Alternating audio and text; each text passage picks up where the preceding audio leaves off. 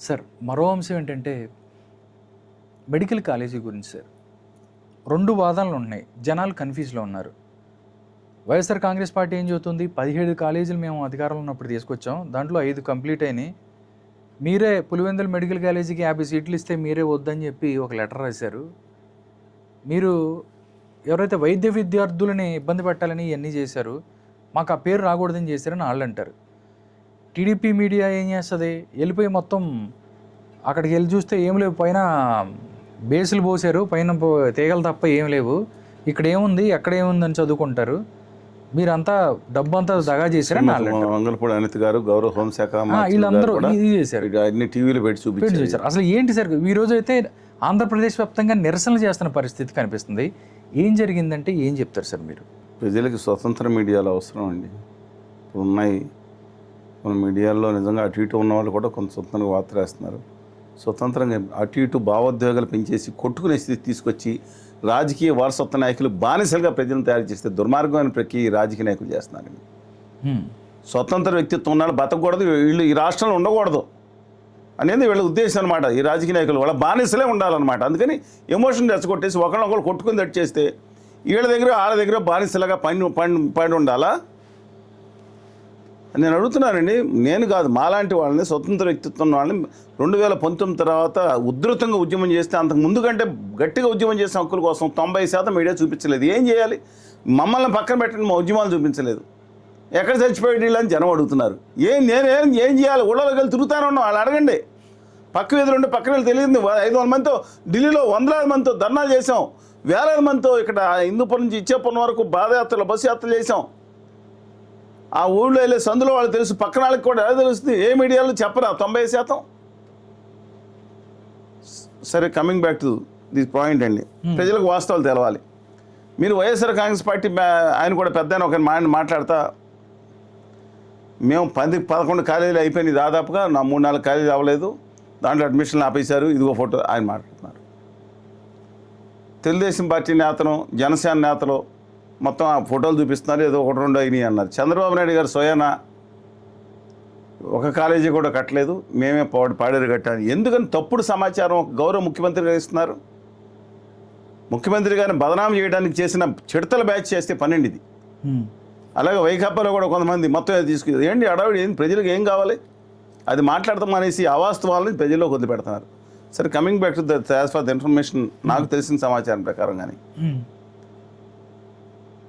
కేంద్ర ప్రభుత్వం ఒక నిర్ణయం తీసుకుంది. మెడికల్ కాలేజ్ ఇవ్వడానికి పూర్వం మెడికల్ కౌన్సిల్ ఆఫ్ ఇండియా ఉండేది, ఇప్పుడు ఇంకో దిక్కుమాల సంస్థ పెట్టారు, వాళ్ళ కన్సర్న్ సంస్థ. ఏది జరిగినా మన ఇష్టం వచ్చిన మెడికల్ కాలేజ్ పెడతానికి పూర్వం లేదండి, ఇప్పుడు కేంద్ర ప్రభుత్వం అనుమతి ఇవ్వాలన్నమాట. ఈ నేపథ్యంలో సీట్లు కూడా ఆల్రెడీ డిసైడ్ చేస్తారు. మన రాష్ట్రాల్లో తక్కువ ఉన్నాయని చెప్పగానే కేసీఆర్ గారు ఏం చేశారంటే ఒక పని చేశాడు. 33 జిల్లాలు పెట్టిస్తాం, అదనంగా 30 జిల్లాలు పెట్టి జిల్లా ఒక మెడికల్ కాలేజీ అని కేంద్ర ప్రభుత్వం నిధులు ఇస్తుంది కాబట్టి మొత్తం అన్ని కాలేజీలకి అప్లై చేశారు. You should appreciate even Harish Rao గారు చాలా ఫాస్ట్గా, ఈటెల రాజేంద్ర గారు మొదట ఉన్నారు. యూ షుడ్ అప్రిషియేట్ రాజేంద్ర గారు, దమ్మున లీడర్ ఆయన కూడా. సరే, రైట్ పర్సన్ నేను వాళ్ళ రాంగ్ పార్టీలో గుజరాతీ మార్వాడి వ్యాపారుల పార్టీ అని కొంతమంది అంటారు, కానీ గుమా వ్యాపారుల పార్టీ మిగతా దాంట్లో ఉంటున్నారేమో. సరే, మీ దమ్మున్న వ్యక్తి వాళ్ళు, they tried they level best. సరే, లోపాలు ఉన్నాయి, అది ఉన్నాయి అనేది పక్కన పెట్టండి. మొత్తం తెలంగాణలో 30-35 కాలేజీలు పట్టుకొచ్చారు. నమ్మలేరు మీరు. ప్రభుత్వ మెడికల్ కళాశాలలు ఇప్పుడు కంప్లీట్ అయిపోతాయి, కొన్ని అయినాయి, మిగతా అయిపోతున్నాయి. దేశ చరిత్రలోనే అంత గొప్పగా చేసిన సంఘటన ఇంకోటి లేదండి ఈ విషయంలో, మెడికల్ ఎడ్యుకేషన్ విషయంలో. మెడికల్ కాలేజీ అంటే చాలామంది అనుకుంటున్నారు సీట్లు కాదండి. ప్రతి మెడికల్ కాలేజీలోనూ బోధనాసుపత్రి ఉంటుంది. వాళ్ళకి ఇచ్చే సీట్లు పెట్టి 500 నుంచి 1000 పడకల హాస్పిటల్ కూడా డిపెండ్స్ అపాన్. అంటే 500 బెడెడ్ హాస్పిటల్, ఒక ఏరియా హాస్పిటల్ పాడేరులో పెట్టాలంటే 80 పడకలు. నేను వెళ్ళొచ్చాను, అది సేవా కార్యక్రమాలు చేసాం కదండి, అక్కడ డాక్టర్లు ఉండేవారుగా చెప్తున్నాను. మా పాలకోల హాస్పిటల్ మళ్ళీ పెంచుతున్నారు, హాస్పిటల్ 80 నుంచి ఇప్పుడు 200 పడకలు పెంచి, అంటే ఎంత తిప్పలు పడితే పెంచాలి. అట్లాంటిది ఒక బోధనాసుపత్రి వచ్చి 500 పడకలు మినిమం వస్తూ ఉంటాయి కొన్ని చోట్ల. ఇది వైద్య విద్యార్థులకని కాదు, ప్రజలకు లాభం. చాలా తక్కువ రేట్లకి ఆరోగ్యం అందుబాటులో వస్తుంది. డయాలసిస్ సెంటర్ మేము పాలకొల్లో డాక్టర్ గారికి, మా సూపరింటెండెంట్ గారికి లెటర్ ఇచ్చాను. డయాలసిస్ సెంటర్ ఇలా 3 పెడతామండి, వచ్చే 3 సంవత్సరాల బట్టు నేనే మా అమ్మగారి మీద పెట్టి, మా అమ్మగారు మొట్టమొదటి మహిళా డాక్టర్ వెస్ట్ గోదావరి జిల్లాలో, అందుకని నేను పెడతానని చెప్తే ఆవిడ కూడా మా హాస్పిటల్ని పుట్టారు, స్వప్న గారు, ముత్యాల గారు. ఓకే. తర్వాత వాళ్ళు ఏదో కొత్త మెడికల్ కాలేజ్ వస్తుంది, మళ్ళీ మనం పెడతాం ఎందుకన్నారు, అందుకని వాటర్ ప్లాంట్స్ ఇమ్మన్నారు, లేదా హీటర్స్ ఇమ్మన్నారు. అవన్నీ నేను మా గవర్నమెంట్ హాస్పిటల్ కొన్నింటికి ఇచ్చాను. ఇప్పుడు నడుస్తున్నాయి. మనం పైగా ప్రతి 3 నెలల 6 నెలల మెయింటెనెన్స్ కూడా చేయించి మినరల్గా ఇవ్వాలి, మామూలు అని కాకుండా మేము చేస్తాను. చిన్న భోజనాలు పెడతాను కొన్ని చోట్ల, మెడికల్ క్యాంపులు ప్రతి మా కుదిరినప్పుడల్లా 2 సరే మా కార్యక్రమాలు సేవకరం. ఇవాళ మీరు మనిద్దరం ఇప్పుడు మాట్లాడుకున్న ఈ సమయం కూడా మజ్జిగ పంపిణీ నడుస్తుంది. మీరు ఇప్పుడు మా ఈ టైంకి చేయండి, వీడియో తీయండి, మా కుటుంబం తరఫున సేవా కార్యక్రమం చేస్తున్నాం. సరే, coming back to this point. ఇవాళ ఈ మెడికల్ కళాశాలలో ప్రభుత్వ రంగంలో ఉంటే కొంతమంది అంటున్నారు వీళ్ళు కాంపౌండర్లు మాట్లాడలేదని, మిత్రులైన డాక్టర్లు మాట్లాడుతున్నారు. అది చేయాల్సిన బాధ్యత అందరూ కాకపోతే రాష్ట్ర ప్రభుత్వాన్ని. ప్రభుత్వ రంగంలో ఉంటే ఇది నా హాస్పిటల్ అని వెళ్ళటానికి వీలు ఉంటుంది, ప్రజలకి నిలదీయటానికి. ప్రైవేట్ రంగంలో ఉంటే కనుక వాళ్ళు సార్ ఉన్నారు అంటే అందరూ అని కాదండి, ఇవన్నీ ఇబ్బందికరంగా ఉంటాయి. ఒక తిప్పలపడి తెలంగాణ ఆంధ్రప్రదేశ్లో కూడా 20 ఇప్పుడు జిల్లాలు మార్చారు కదా, 20 పెట్టి ఆ మెడికల్ కళాశాలని జిల్లాలనే పేరు మీద కేంద్ర ప్రభుత్వం సాయం చేస్తుంది కదా, కొంత అంత ఎక్కువ చేయదు, బయట సాయం చేసిన ఈ అనుమతులు తీసుకొచ్చేసారు 17. తీసుకురావటం కాకుండా 5 కళాశాలలో సెప్టెంబర్ 15, 2023 ఒకే రోజు 5 కళాశాలలు ఆంధ్రప్రదేశ్లో 9 మెడికల్ కళాశాలలో ఆ బోధనాసుపత్రులు తెలంగాణలో ప్రారంభోత్సవం చేశారు 2 ముఖ్యమంత్రులు. Should appreciate that. మంచి జగన్మోహన్ రెడ్డి గారు చేసిన కొన్ని కక్షాదింపు చర్యలను వ్యతిరేకిద్దాం. 2-3 నెలలు ఏం అసలు ఇబ్బంది లేదండి. కానీ మంచి చేసిందని కూడా మనం అభినందించకపోతే ఎలాగా?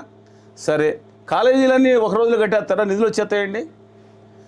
దాంట్లో పీపీపీ అని ఇంతకుముందు కూడా 50% సీట్లు అంటే నీట్కి అడ్మిషన్ ఉంటుంది కదండి, పోగా దానికి 50% సీట్లు అమ్ముకోవాలంటే తప్పు అన్నారు. నేను అన్నాను సరే ఏదో ఒకటి రిజర్వేషన్ అవసరం ఉంది, కానీ అందరికీ లేస్తే డబ్బులు, కూర్చుంటే డబ్బులు, ఈ స్కీమ్ పెడుతున్నారు కదా, ఆ పన్నులకు అవసరం దానికంటే ఓట్ల కోసం స్కీములు. రాష్ట్ర ప్రభుత్వ నిధులన్నీ తీసుకెళ్ళి పంచడానికి ఉపయోగిస్తున్నారు కదా ఎక్కువ, ఏది నిర్మాణాత్మక కార్యక్రమాలు కాకుండా నిజంగా అవసరమైన వాళ్ళకి పెన్షన్ పెంచాల్సిన అవసరం ఉంది. వికలాంగ్ కానీ అవసరం లేని వాళ్ళకి రోజు నెలకు 1500, 2000 అని మాట్లాడిస్తున్నారు. చూసారు ఎంత సంపాదన అయితే తప్పు అంటున్నాను. అందుకని జగన్మోహన్ రెడ్డి గారి హయాంలో చేసింది ఏదైతే ఉందో సీట్ల అమ్మకం కూడా ఉంది. దాంతో కాలేజీలని ఎన్ఆర్ఐలకి అమ్మి స్వయం పోషకాలకు చేద్దాం, తప్పేం లేదండి. ఏదో సీట్లు 50% సీట్లు అయితే ఫ్రీగా వస్తున్నాయి కదా వాటిపై. ఇప్పుడు 5 కళాశాలలు ప్రారంభమైనాయి, దీంట్లో ప్రారంభం కాలేదంటున్నారు, తప్పండి. రాజమండ్రి కళాశాల మా చుట్టాల అబ్బాయిలు కూడా చదువుతున్నారు. అలాగే విజయనగరం కాలేజీ, నేను పశ్చిమ గోదావరి జిల్లాలో ఒక మెడికల్ కాలేజీ లేదనుకునేవాడిని మా జిల్లాలో, అట్లాంటిది ఏలూరు మెడికల్ కాలేజీ ప్రారంభమైంది. మా పాలకుల్లో ఫుటింగ్స్లో ఆగిపోయింది, మెగా ఇంజనీరింగ్ ఇచ్చారు. 2 ఉన్నాయి. నేను ఇప్పుడు మనం మాట్లాడుకోవాలి కదా, 2 మాట్లాడుకోవాలి కదా. 1 సైడ్ ఏమన్నా చేయడానికి ఎవరన్నా చెంచాల కింద బతకాలా, జీవితాలు భజన పనుల కింద బతకాలా? అలాంటిది 5 కళాశాల పెడితే 5 చోట్ల అడ్మిషన్స్ అయినాయి. పాడేరు మాత్రం ఇప్పుడు చంద్రబాబు నాయుడు గారు వచ్చిన తర్వాత పాత అనుమతిని రివైజ్ చేసి బిల్డింగ్స్ కట్టి 50 సీట్లు 42 మంది అడ్మిట్ అయ్యారు. ఇప్పుడు చంద్రబాబు నాయుడు గారు వచ్చిన తర్వాత ప్రభుత్వ మెడికల్ కళాశాల, ఆయన మిగతా 5 కళాశాలలు అప్పుడు మొదలవ్వలేదండి. అనేక చోట్ల నీటి ప్రకారం కూడా అడ్మిషన్లు అయినాయి కదా. ఇంకో పులివెందుల కళాశాలలో ఒక హాస్టల్ కొన్ని బిల్డింగ్ తప్ప దాదాపు 80% పూర్తయింది కదా. మార్కాపురం కొన్ని చోట్ల కూడా 30, మిగతా చోట 30% పూర్తి, కొన్ని చోట్ల మాత్రం 10% అయి ఉండొచ్చు.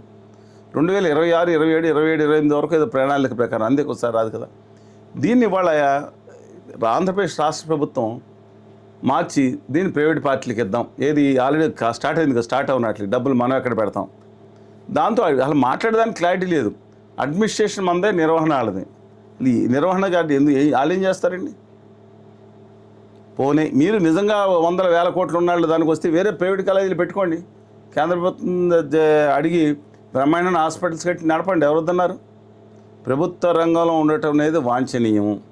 కాకపోతే నిధులన్నీ పెట్టుకోకుండా ఎన్నిటికి పెడుతున్నారు కాబట్టి అందులో 40% సీట్లు ఎన్ఆర్ఐలకి ఇచ్చి ఆ డబ్బులతో బలోపేతం చేయటం అనేది కూడా ఉత్తమమే.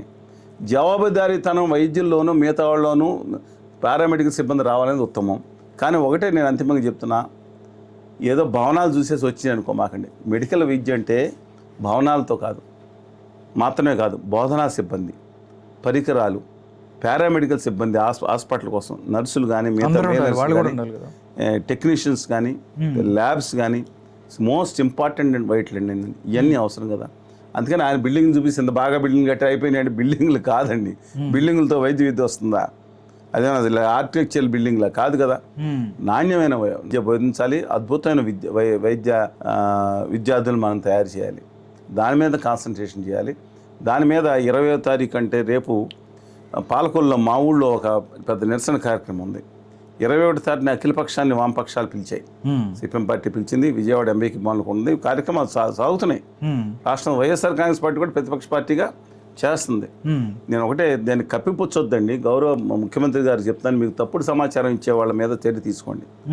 వంగల్పూడి అనంత్ గారు, దయచేసి మీరు హోంమంత్రి గారిగా ఉన్నారు, మీకు తప్పుడు సమాచారం, అసమగ్ర సమాచారం, అసంపూర్తి సమాచారం వస్తున్నట్లుంది మీరు మొన్న చూసిన వీడియో బట్టి, దయచేసి సవరించుకోండి. ఎందుకంటే బిల్డింగ్లో అట్టిపోతే కొన్ని మిగిలి ఉంటే దీన్నే చూపించడం మీకు ఎవరు చెప్పారు, అది సరైన విధానం కాదు. With due respect to all of you, మీరు ఆ సిస్టమ్నే కంటిన్యూ చేస్తున్నప్పుడు కంటిన్యూ చేయండి. మిగతా ప్రైవేట్ కళాశాల మిగతా వాళ్ళకి ఇవ్వండి. This most important. ఎన్టీఆర్ గారు పెట్టింది ఒకటి గుర్తుంది, నన్ను గట్టిగా అడిగితే అసలు నీట్ కూడా అనవసరం, ఉత్తర భారతీయ విద్యాలయాలకు కూడా ఇవ్వాల్సిన అవసరం కూడా లేదు. మొత్తం వాళ్ళు దొబ్బుతున్నారు సీట్లు. వాళ్ళు మాత్రం హిందీలో పెడతారంటే ఎంబీబీఎస్, మన ఇంగ్లీష్లో పెడతాం కదా, మన వాళ్ళు అక్కడ జాయిన్ అవ్వరు, వాళ్ళు వచ్చి ఇక్కడ జాయిన్ అవుతారు. మొత్తం కుప్పలుగా ఉత్తర భారతీయ బ్యాచ్ గుంపులుగా దక్షిణాదిన సీట్లు కాజేస్తూ ఉన్నారు. అంటే ఉత్తర ప్రపోర్షనేట్గా చెప్తున్నాను. అందువలన మన ఆత్మగౌరవం నిలుపుకుందాం. విద్యాశాఖని దాంట్లో విద్యార్థిని మన శాఖ సెపరేట్గా పెట్టిన బలోపేతం చేద్దాం. వాళ్ళు నీళ్ళు తిట్టుకునే పద్ధతి వద్దండి. జగన్మోహన్ రెడ్డి గారు చేసిన ఆ విషయంలో మంచి పనే చేశారు, కానీ డబ్బులు పెట్టకుండా కొన్ని అప్పులు తీసుకుని డైవర్షన్ స్కీమ్ పెడితే మాత్రం ఆ విషయం జరిగితే మాత్రం అది తప్పే. No second thought in that. అలాగే ఉన్న దాంట్లో ప్రయత్నించి ఈ ప్రభుత్వం కూడా దాన్ని ఇంకా ముందుకు తీసుకెళ్లాలని కోరుకుందాం. తెలంగాణ చాలా ముందస్తు ప్రగతిలో ఉంది. Just genuinely I'm appreciating Etela Rajender గారు లేదా హరీష్ రావు గారు ఎవరన్నా సరే వారందరినీ కూడా ఆ వైద్య విద్య ఏదైతే ఉందో వారు ముందుకు తీసుకెళ్లారో ఆ అధికారులందరినీ కూడా మనం అప్రిషియేట్ చేద్దాం.